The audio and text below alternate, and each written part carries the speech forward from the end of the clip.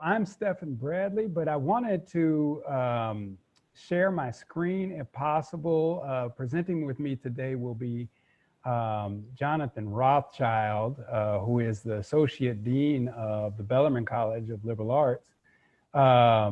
He's also a professor in the Department of Theology. And more than that, though, he's been a longtime advocate for diversity, equity, and inclusion. And so he's going to be on with me today. And so I'd like to introduce him real quick. And then my name is Stephen Bradley. I am currently the coordinator for diversity and inclusion initiatives for BCLA. And so today what we have is a couple of slides to show you with regard to where we want to go, where we've been, and what we need help with, frankly. And so we're going to go from here. I'll start this first part, and then Dean Rothschild will come through in a little while. So are you all able to see my screen currently? Good to go. Excellent. Yes, and Stephen, just to let you know, Jonathan mentioned, I know it's hard to see chat when you're doing this, but he mentioned that he's having to reboot his computer and rejoin. So just FYI. Gotcha. So he left me solo. I see how this goes. And so, no, he's been a great ally, advocate, co-conspirator, and accomplice. So this is what we're trying to do over in BCLA. And I have to tell you that BCLA has been working hard over these last few years under the leadership of Robin Crabtree, Dean of BCLA, in the way of just material gains. In the past 5 years, more than about 50% of the new hires have been people of color, meaning Black and Brown and Asian people. There's been an incredible push to hire more women in the college. And these things are working out, and the people who have been hired are doing exceptionally well. But this COVID moment hit us, and so we have to think about our new approaches to diversity, equity, and inclusion work. So in my capacity, this is the way I think we ought to go. First goal is to center the needs of those most at risk, and the people most at risk right now are those, in our minds, faculty members of color, particularly junior faculty members of color, not to mention, of course, the staff as well. And so we have to work to center the needs of those people, and some of the work that we're doing focuses specifically on those people. We are looking to do so by creating networks for advancement and retention. So we're taking advantage, of course, of the National Faculty Development and Diversity Center membership that OIA and the provost and the university has done so well to purchase, but also looking to have networking opportunities with both the first year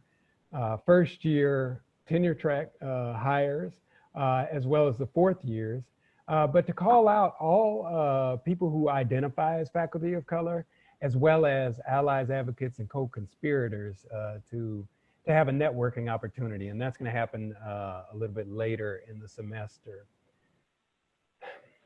In this COVID moment, one of the things that I like to say is that BCLA is COVID poor. And so we are trying our best to acquire resources for recruitment. But the biggest deal that we have right now is to focus on retention. If we're not going to be able to hire because we're COVID poor, then we have to focus heavily on retention. Let's see. Okay, is Rothschild in now? Let's see. And then, oh, you're in. Okay, all right. My sincerest apologies. I wasn't, sorry, continue. Oh, okay, very good. Glad to have you, glad to have you. And so from there, we'll get to the tough stuff, and that is addressing curricular and programming issues. Programming BCLA has put on some of the finest programming in terms of diversity, equity, and inclusion throughout the university. We're very proud of it. But in terms of curriculum and curricula throughout various academic units, that's going to be a challenge, and we'll talk to you about that a little bit later. And then finally, the accountability piece, which is what does it look like to hold people accountable for diversity, equity, and inclusion in the college. That is, every faculty member, every staff person, everybody who is in the college has a responsibility for diversity, equity, and inclusion. How do we make sure that people are on their JOB, okay? And so we're gonna really quickly go through some of our current efforts and then tell you what we've been doing in the past that hopefully will give you a sense of things. And so real quick, I'll start off just real quick. The BCLA departments, each academic unit is responding to the 8 questions, the 8 queries that VP Abe sent and the Office of Intercultural Affairs. And we'll be gathering information that way. And we've availed ourselves to the departments. We'll be having listening sessions, as I explained to you before, the networking opportunities, as we talked about. One of the things that we're working on is accountability language in the FSR materials, as well as the APR materials. And then another thing, Dean Rothschild can just speak to this for a quick moment about the postdoctoral fellowship opportunities that we're trying to work through. So, yeah. Yes, and my sincere apologies about the technological problems. So in 2015, we started a postdoc program that's focused on Ignatian pedagogy, professional development opportunities. It's a teaching postdoc, but we're sort of trying to maintain those features, but move toward an inclusive excellence dimension of the program to recruit faculty of color who ultimately potentially could be hired as tenure track positions at LMU or other institutions. Absolutely, it's a wonderful opportunity, and this is very much what it looks like to try to change a small system to try to advance the advanced diversity, equity, and inclusion. And so if we're able to pull that off, I'll count that as a victory on behalf of BCLA. Now, as the people on the corner say, we're not new to this, we're true to this. And so we've been in trying to advance diversity, equity, and inclusion for a good while here. And so Dean Rothschild and myself were co-chairs of the Diversity and Inclusion Strategic Plan Committee that began meeting a couple years back. And the whole intention of the committee was to outline a strategic plan for the 2020 to 2025 range that would allow us to make changes and to make advancements regarding diversity. So the first thing we did is we formed a committee based on some of the people who have been doing excellent work in terms of diversity, equity, inclusion. Some of those people are on the call now, and so thankful for them. Dean Rothschild and myself co-chaired it. And then Dean Rothschild and myself helped to put together listening sessions. We had 3 or 4 different listening sessions.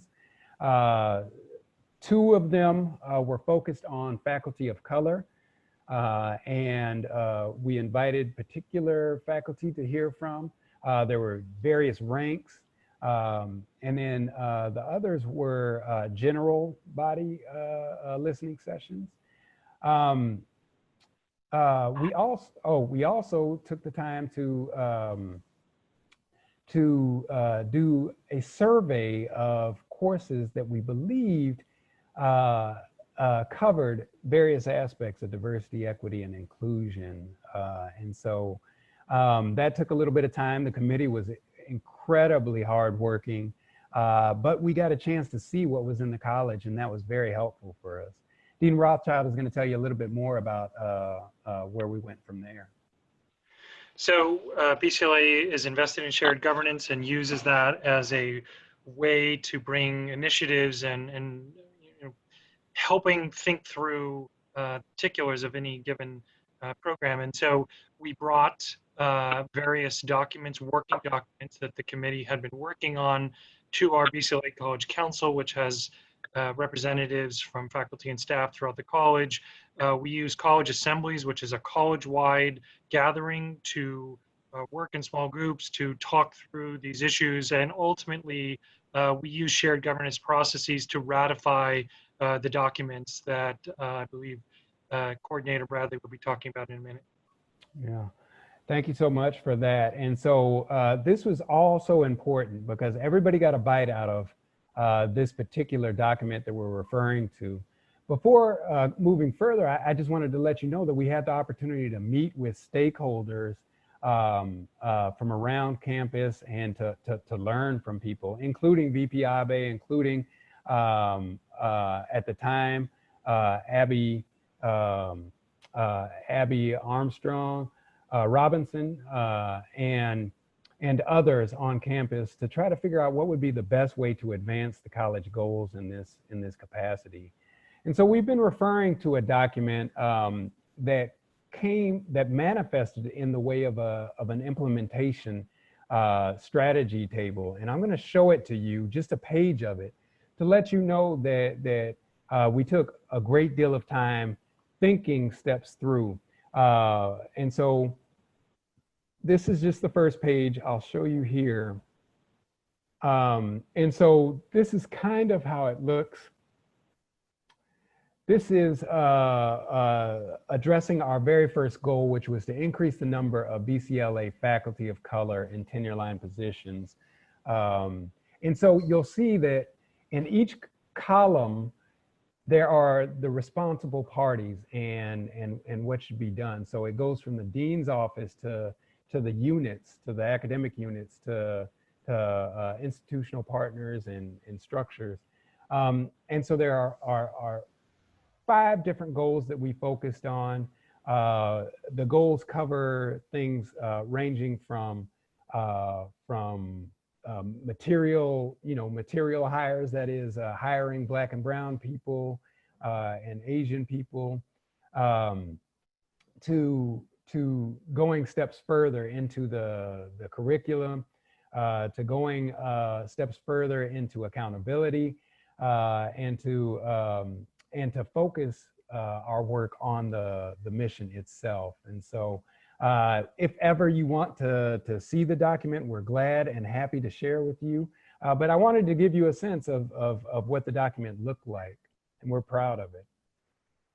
So let's speak to our next steps. One of the things that we have to do, especially after this summer, after the Black deaths that have occurred, after the COVID moment, we're looking to expand our advisory committee, our DEI advisory committee.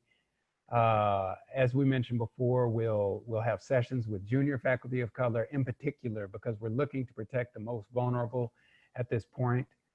As Dean Rothschild referred to, we're looking to see if we can make some transformations with regard to the postdoctoral fellowship.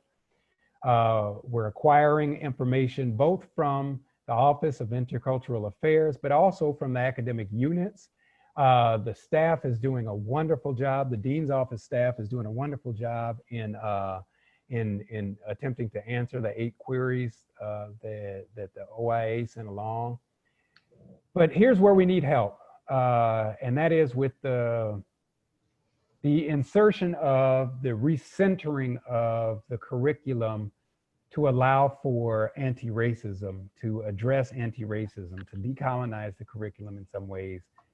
And then finally, how do we go about creating accountability mechanisms for the advancement of anti-racism within the college? And so we have some ideas, but we'd love to hear what you all think along those lines. So I've been running off at the mouth.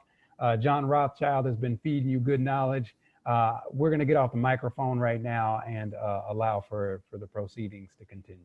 Amy.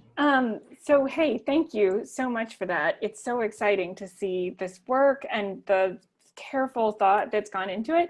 I just wanted to say that I just put together my portfolio for promotion. And the reason I'm bringing this up is that I've had to do a really deep thinking about like my evolution as a teacher and the curricular work I've been doing.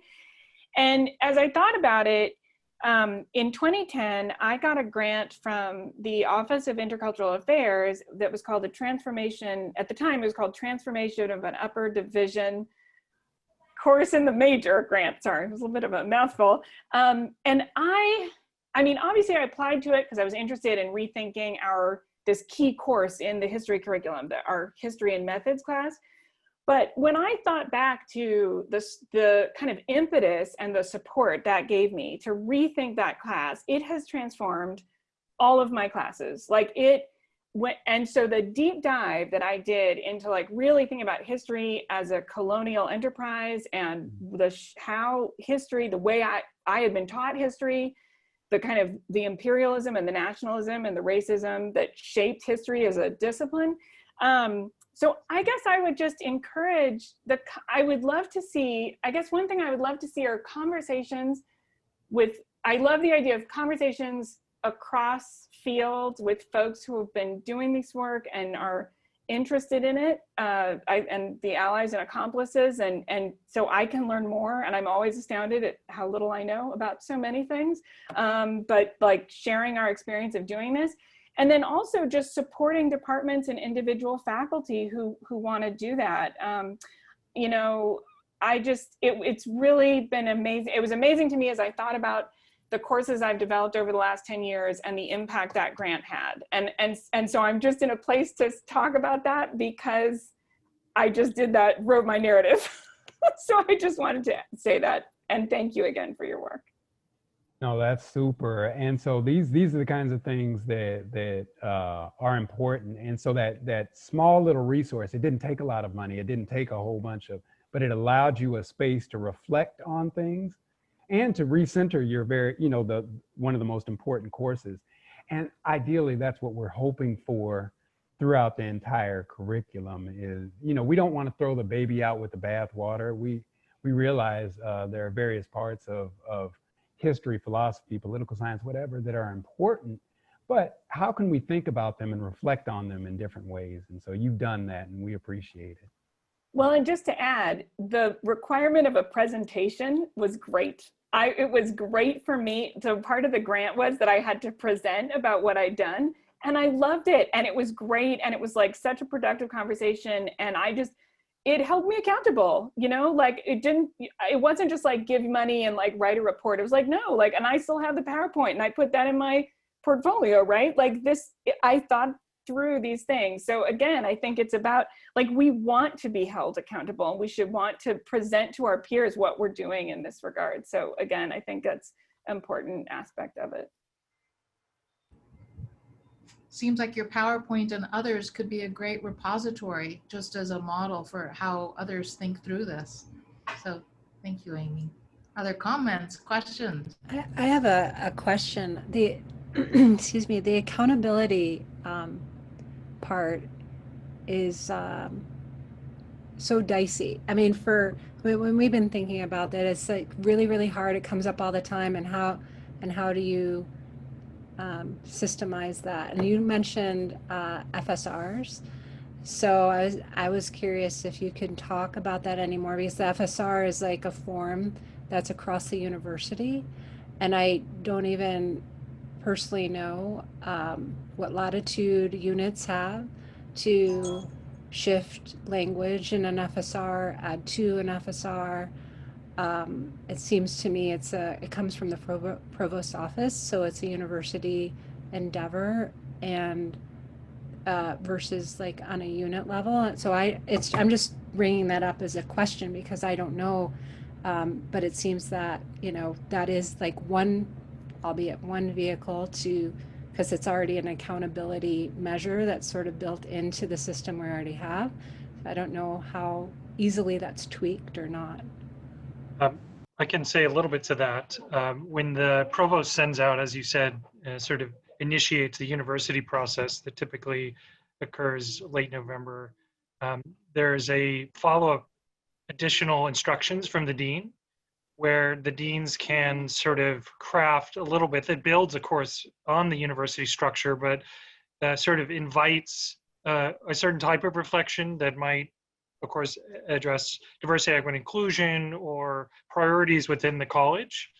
And in addition to that, at least in BCLA, we went through a process where departments developed their own evaluative rubrics that were based in part on a template developed at the college level so that they could sort of tailor their evaluation of teaching, scholarship, and service in light of disciplinary norms or in light of interdisciplinary concerns, those kinds of things. So in some sense, we're hoping this really empowers departments to say, we value this, we see this as part of the disciplinary activities that our faculty are doing, and we sort of build that into our merit rubrics. Great, thank you for that. So it sounds like you're working on two different levels, and through the dean's office and then on the department level as well. Okay. Yeah, Yeah. definitely. Good question. There's conversations occurring at the university level as well, because this is a really important issue. You have merit review, the rubrics used to evaluate FSR. You also have departmental standards for rank and tenure. And these are not issues that, those are important faculty areas of faculty responsibility, but really get at how do we define success? What counts for faculty? These are really fundamental issues for faculty. So they're important questions that you're raising. And staff as well, because, all of what we're doing is, across the college writ large. And so these are the things that are going to affect everybody. When you mention the AMIs and that sort of thing, that's an important element. How are you reconciling what's done at a unit level departments with what the college is doing? What does that process look like? Or, yeah. I think at this moment, that's the harder thing to do. I think units at this point have kickstarted largely because of this recent summer, largely because of the president's, the president's push towards an anti-racist university. Some departments have been working hard on this, in part because some had to, some have wanted to throughout the college. But in terms of how to make it streamlined, I think that's what we're working towards right now, and thinking through it. So that's going to require meetings. That's going to require meetings and taking a look at data from the department themselves. And so when departments have completed the 8 queries that you sent along, I think we'll be in a much better space. That, along with some of the data that we get from the equity scorecard and all of those sorts of things.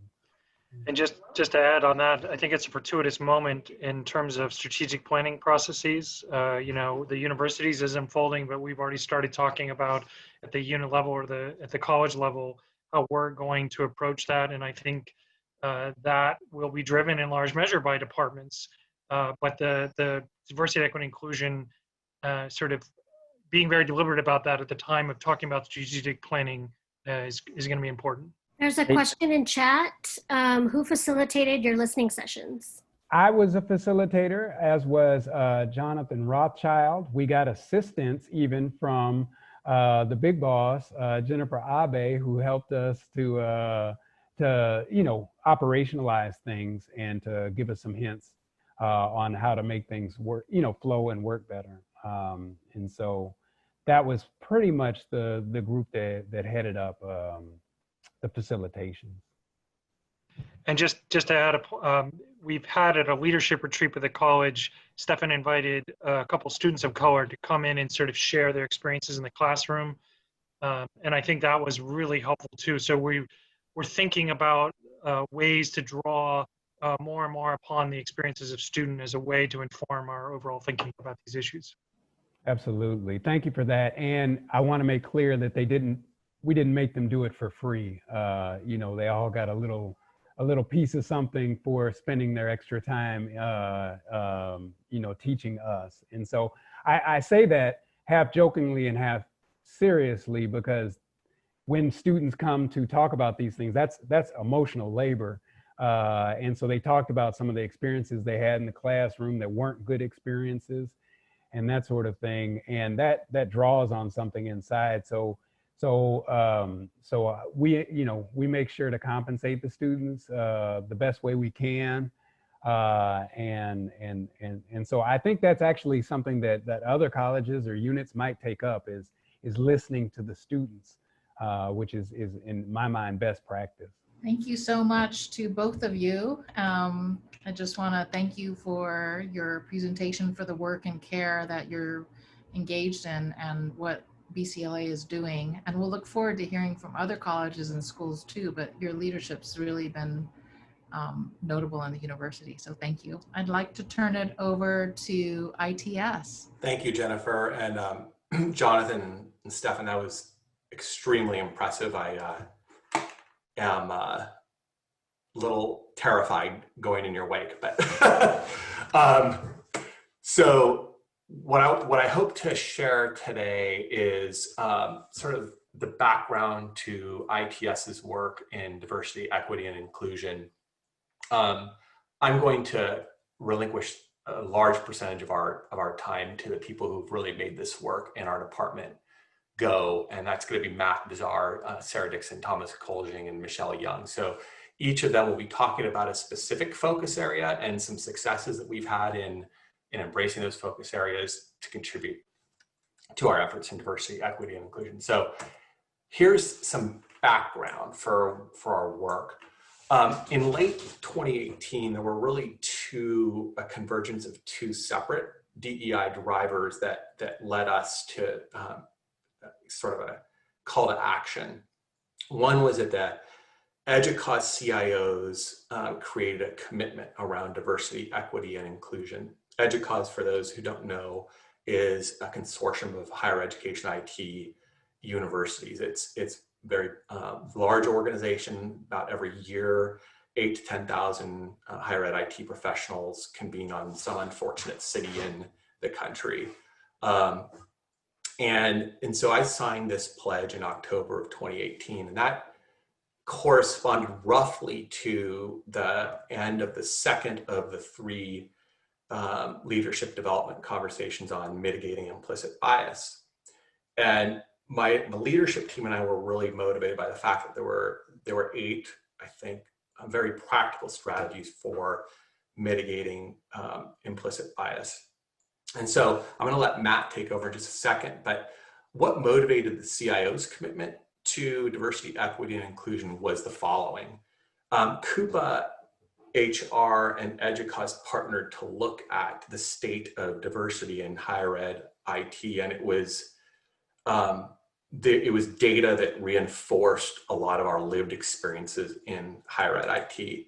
There's a significant underrepresentation of women and traditionally underrepresented populations across our country. And it's more pronounced as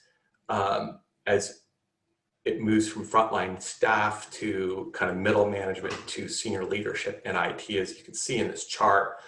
So this was simply, telling us a story that we're living.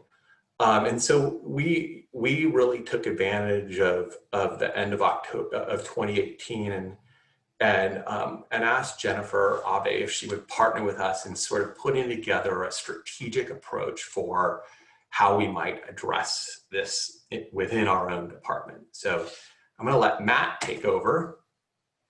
Oh, this was sort of the summary of the call to action that the president of EDUCAUSE shared with the higher ed IT community at the time. And, I think my leadership team and I share the perspective that the state of affairs within IT is just unacceptable. Matt? Good afternoon, everyone. My name is Matt Bazar, and I'm the Director of Project Management in the ITS department. So as Patrick said, in the fall of 18 was the signature on that commitment. The summer of 19 was when we partnered with the Office of Intercultural Affairs. We have, in ITS, we have quarterly all hands mandatory meetings. And for this summer meeting, we decided to devote it to an implicit bias training for ITS. Directly following that, in the fall of 19, Patrick put together a charge for a working group on inclusive excellence. I'll go a little bit more into that, but essentially we came together as a staff and we went through a brainstorming exercise to understand what it is that we wanted to do. From there, we had staff self-select into 4 different working groups, and they went back and did some research and then made recommendations of some initiatives to the ITS leadership.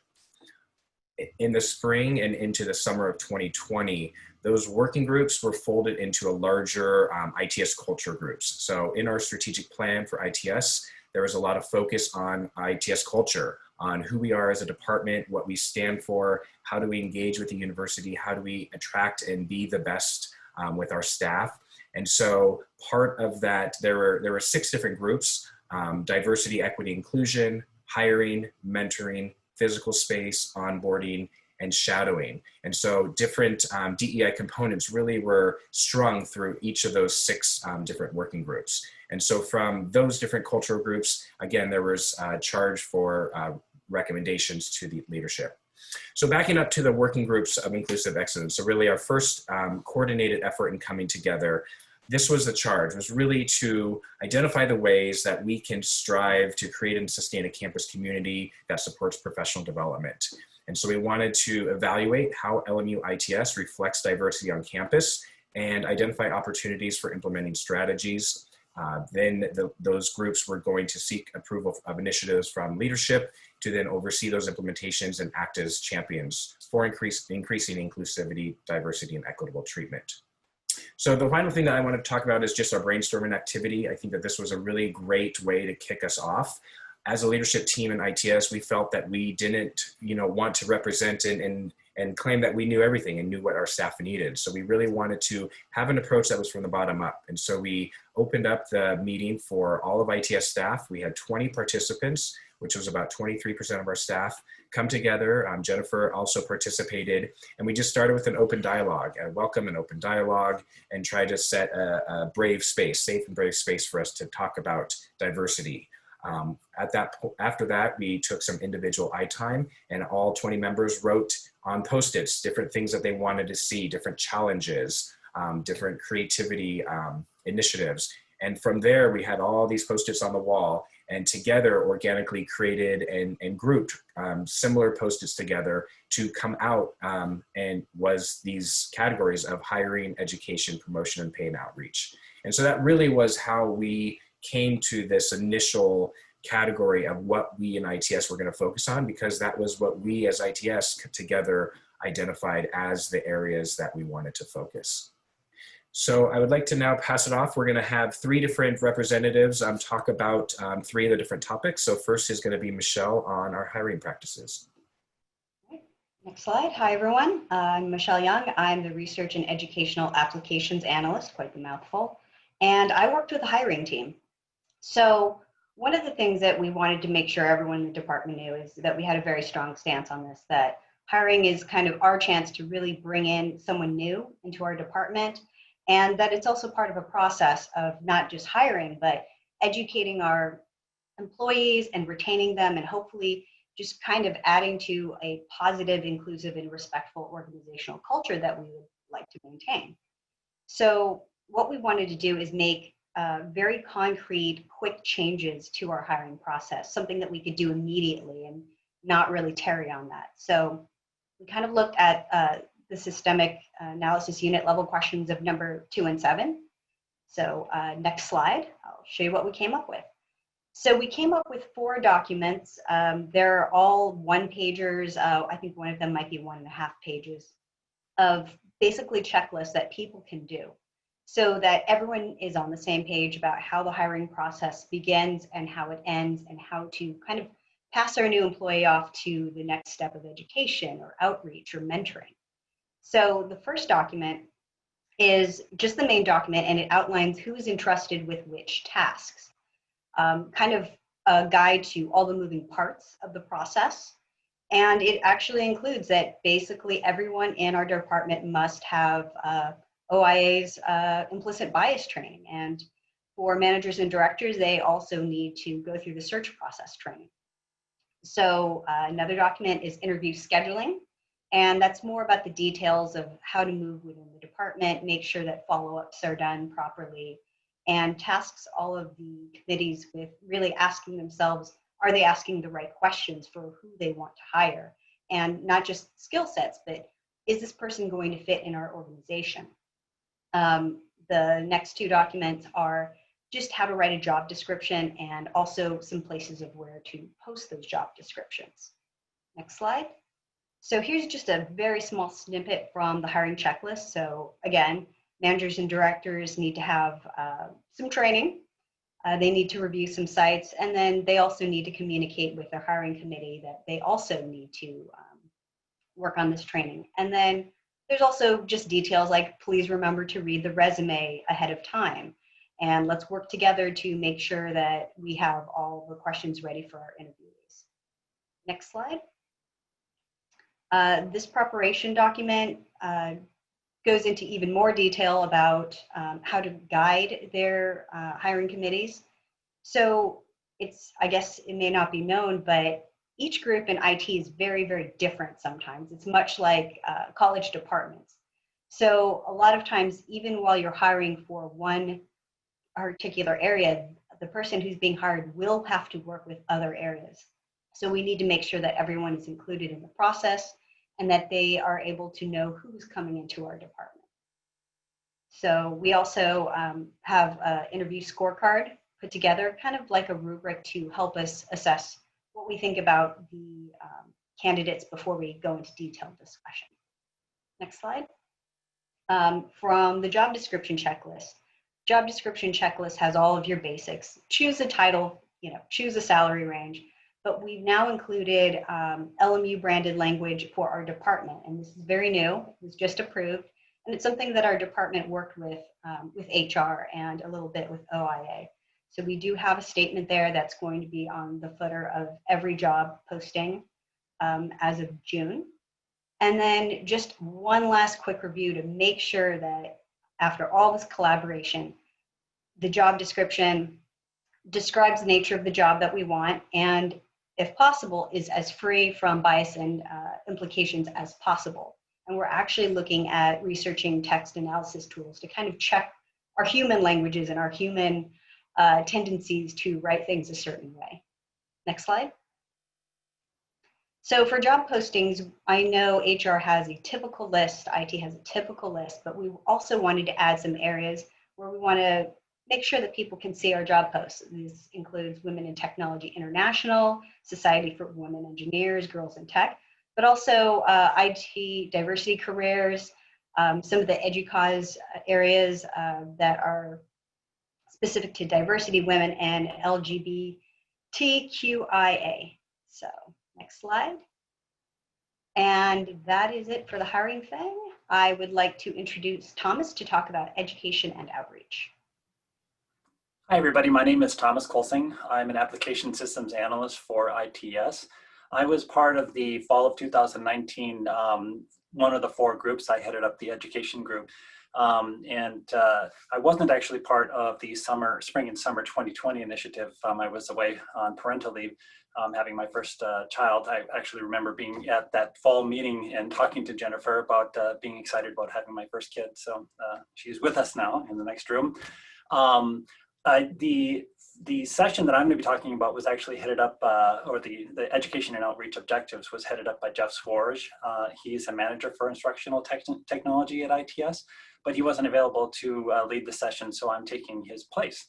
One of the, Jennifer, you touched on this in, I think, the introduction of the first session last week.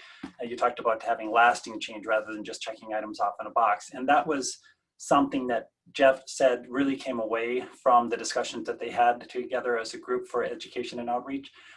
They really wanted to make sure that they affected lasting change at ITS at LMU. They didn't want just a one and done. They didn't want just another recorded training that somebody had to sit through and you know, make sure not to fast forward on and give their receipt that they had completed. So what they arrived at after that discussion was they were really talking about demonstrating ITS's commitment to diversity, equity, and inclusion. And they came up with two main objectives, and I'll be covering them separately, but those two main objectives were creating a living document and then creating a safe physical space. And I'll talk a little more about that safe physical space after my next slide, but I'll return to the living document. So this started out as a just a PDF one-pager that described some of the items that you see here: mission, contact information, resource links, and perspective videos and glossary and terms. But as soon as it was a PDF, we realized, you know, being ITS, we had the opportunity to put it up on a website, of course. And since that time, it has become not just a website, but it's really evolving into a living run book for DEI at ITS. A run book is ITS's, or technology industry's, term for like a playbook, if you will. And the impact of this document, or this living document, is that it's really standing as a testament of ITS commitment to DEI, both in our resourcing and also in our in our space. So this is just a screen capture of that website that we have. Of course, we're going to be adding new content as it comes to us as we think through this. You can, once you have the presentation, you can click on the link and visit the website yourself if you want to watch the videos. So moving on to the next point, we also wanted to create a safe physical space. So of course, we as ITS not only share our physical space with our ITS colleagues, but we share that space with those visitors to ITS who come and request work of us. And so what we decided to do to create that safe physical space is both to display the DEI runbook, or that website that you haven't seen, as a poster right next to our labor law posters. So we're, you know, demonstrating our commitment to that runbook, to those ideals, in the form of a sort of labor law poster that will be in the kitchen at Dowm Hall, which is our space. And the other thing we're going to do is we wanted to not just have this, as I said, we have visitors that come into our shared space. We wanted to signal to those visitors every day that they come to our space that we have a commitment to DEI at ITS. So what we're going to do is we're looking at the possibility of either a mural or some type of a decoration that's in our entranceway, our lobby, that signals this. So we've thought about using some quotes from Maya Angelou, something to that effect, that so when people come into our shared space, once we've gotten past COVID-19, that they see this signal that we are committed to creating a safe space that enables and empowers people from oppressed minorities. So those are the two things that they really came up with, that the living document and the safe physical space. The next steps that we're looking at now are being mindful of how ITS's DEI initiative affects students, our end customers. And we're talking about that right now. And then the other thing is that we're formalizing our onboarding processes and looking at ways we might be able to include the ITS DEI runbook in that process. So thank you, and I'll hand it off to Sarah, who will talk about the mentorship program. Hi, I'm Sarah. I'm the technology support specialist for the College of Science and Engineering. So one more action item that I'm going to talk about as part of our DEI efforts is to create a mentorship program within ITS. While mentorship might not seem to address diversity and inclusion directly, it is a service that can really strengthen the entire department by creating connections, boosting empathy, and illuminating paths for career growth. And so it really helps, like, everyone across the board. So we broke this down into 3 stages. First is to establish a framework for the program, which includes determining interests, setting expectations, and then organizing resources, especially for mentors. Then to run a small a small semester split, and finally to open up the program to the whole department. So right now, all we've done is really assess the interest. We're still in stage 1, but we sent out a survey to our department and found that about 45% expressed interest in participating. The survey also contained a few questions that would help establish the framework to the program, like how we would match pairs and how frequently they would meet. And one highlight from the survey that I want to share is that directly relates to diversity and inclusion is the possibility of matching individuals based on shared identities like race, gender, sexuality, or ability, or other things. The main thought behind this was that it might be beneficial for, like as one example, a woman who is new in her career to be mentored by another woman who's at a higher level in her career and more experienced. But we don't want to reduce individuals to any one identity. So we found out that significant people in are interested in this kind of matching, and to figure out the best way to go about this, we met with Jennifer Abe and Kimisa from the Office of Intercultural Affairs. So what they recommended is that we create mentor profiles and allow mentees to rank who they're most interested in pairing with. This way, mentors can kind of choose how to identify themselves, and they can also include information like what their hobbies are or what topics they feel most comfortable mentoring, and so that we can create a very holistic picture of each person.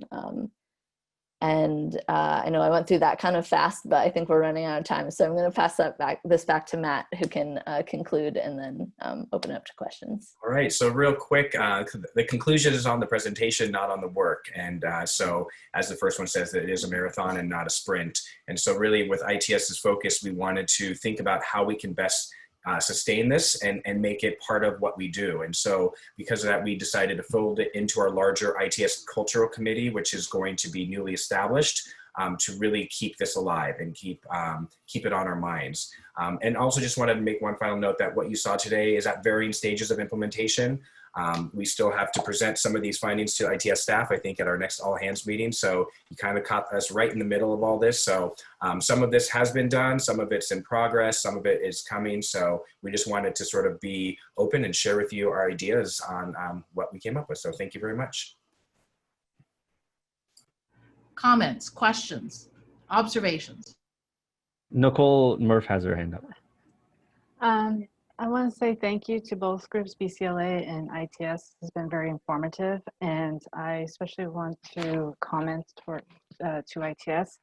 As I believe Patrick mentioned it in the last report-out session, in which the library was a part of, that there is a lot of commonality between ITS and the library. It's just race-wise is predominantly white in the field, and then but gender is like the reverse. So for ITS it's male, for the library is female. So it's been really great to hear your presentation and also just get some ideas for our group to consider and to take into our own as well. So thank you very much. Anyone else want to jump in? I had a fairly easy one. Michelle, you had mentioned research.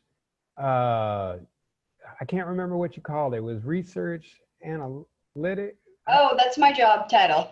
Okay. Now, how in your particular, your particular slice of the field, what does diversity, equity, and inclusion look like? Are there, in terms of gender, in terms of race, is it a relatively diverse area or not? This one's a little tricky because my job position is not the same as my personal research, but DEI is my personal research from way back in the day.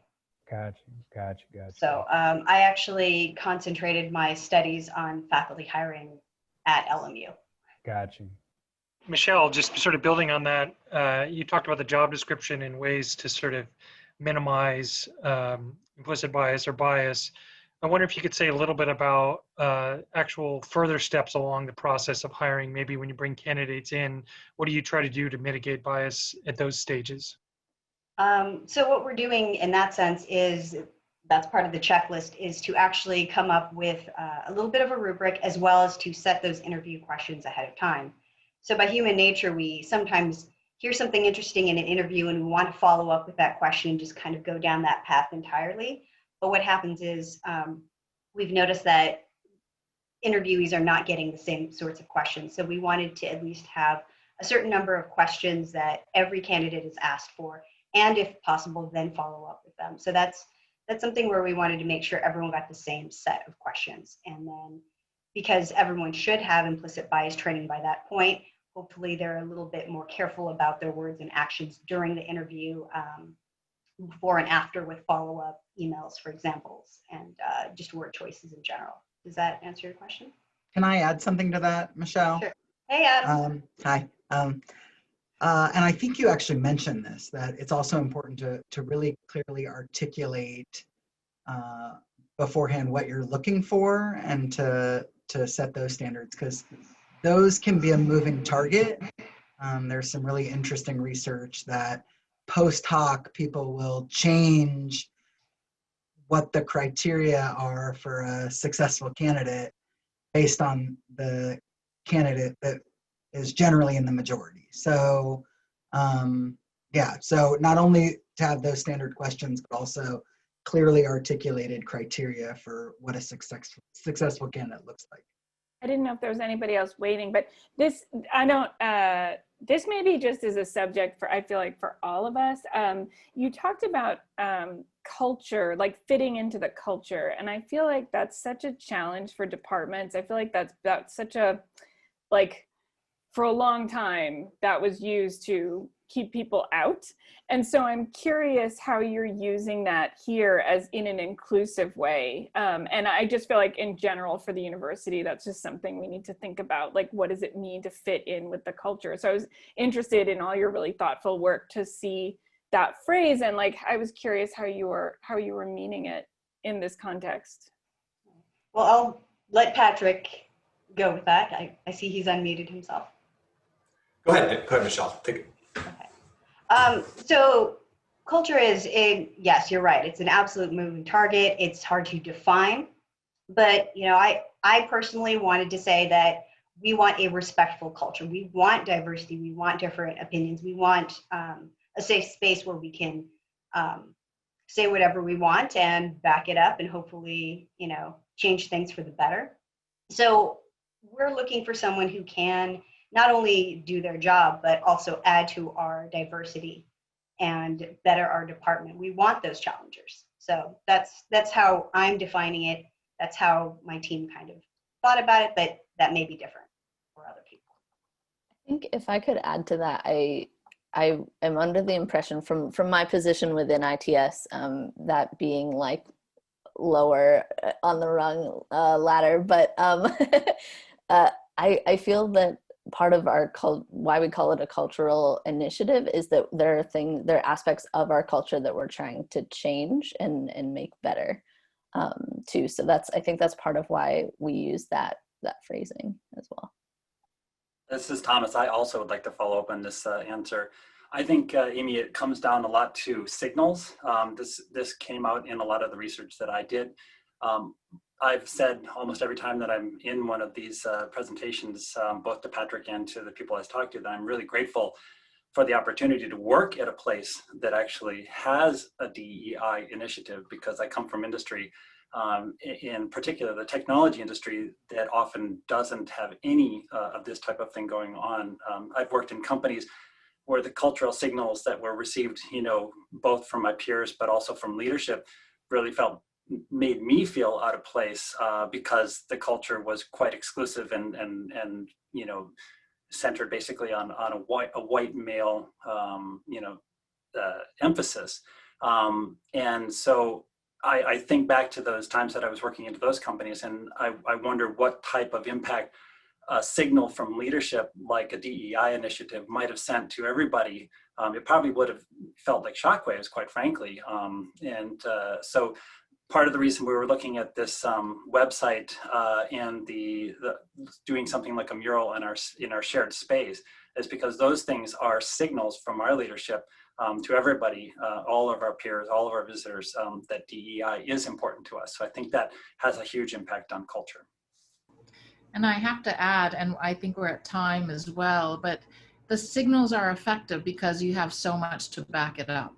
It goes deep, and it's clearly evident. And in both cases, in BCLA as well, all the signaling you're walking it, you know, you're doing other initiatives. So it doesn't just become art on the wall. It's art that signals and points to some structural climate comprehensive issues. So I want to thank both BCLA and IT for really giving us thought-provoking, concrete strategies, aspirations. It's really helpful for us, I think, all to hear from each other. And I want to thank you for your work.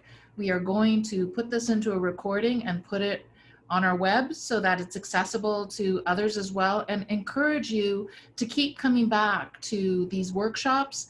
Well, they're sessions because each time we'll have different units reporting on their work, opportunities to learn from each other. So thank you for today, and I hope you have a good evening.